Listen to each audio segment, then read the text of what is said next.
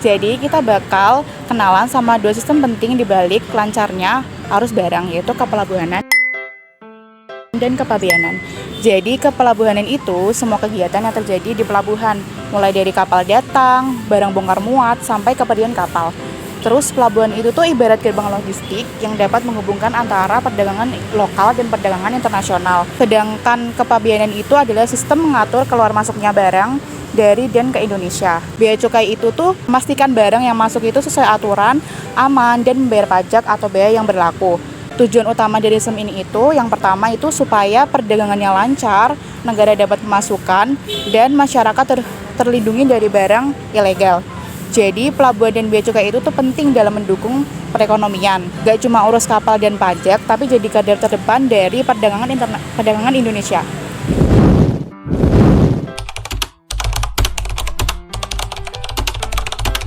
Oke, jadi di sini aku akan menjelaskan mengenai proses dan mekanisme kepabeanan. Nah, jadi proses dan mekanisme kepabeanan ini sangat penting karena kepabeanan ini mengatur lalu lintas barang dari luar maupun ke dalam negeri dan juga sangat berkontribusi besar terhadap penerimaan negara dan pengendalian industri dalam negeri. Lalu saya akan menjelaskan juga mengenai beberapa proses dan mekanisme kepabeanan di Indonesia. Yang pertama ada, yang kedua, yang ketiga, yang keempat, lalu yang terakhir ada. Oke, jadi sekian aja, terima kasih. Nah, selanjutnya itu adalah pengawasan dan juga penegakan hukum dari kepabeanan dan cukai. Nah, pengawasan dan penegakan hukum kepabeanan cukai ini salah satu tugas yang penting banget dilakukan oleh DJPC untuk melindungi masyarakat maupun negara dari berbagai pelanggaran di bidang bea dan cukai. Oke, yang pertama itu pengawasan kepabeanan dan cukai. Nah, pengawasan ini dilakukan di seluruh jalur pemasukan dan juga pengeluaran barang, baik di pelabuhan, laut, bandara, maupun perbatasan darat. Nah, tujuannya itu untuk memastikan kalau barang itu masuk dan keluar sesuai dengan aturan dan juga mencegah penyelundupan. Nah, metode pengawasannya itu ada 3. Yang pertama, ini. Yang kedua, ini. Yang ketiga, ini. Terus yang kedua itu ada penegakan hukum. Nah, kalau ditemukan pelanggaran, DJBC ini berwenang untuk bertindak sesuai dengan ketentuan hukum.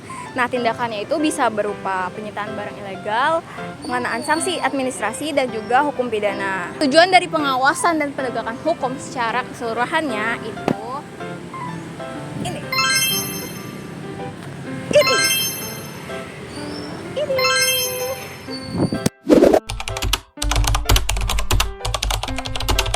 Jadi kali ini kita bakal bahas tentang sistem kepabeanan. Sistem kepabeanan ini punya peran yang penting karena dia mengatur lalu lintas perdagangan impor dan juga ekspor. Namun dalam perjalanannya terdapat beberapa tantangan, diantaranya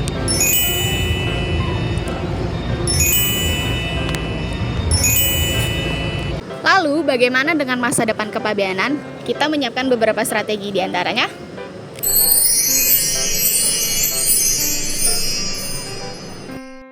terima kasih sudah menonton video kami. Jangan lupa di like, komen, dan subscribe.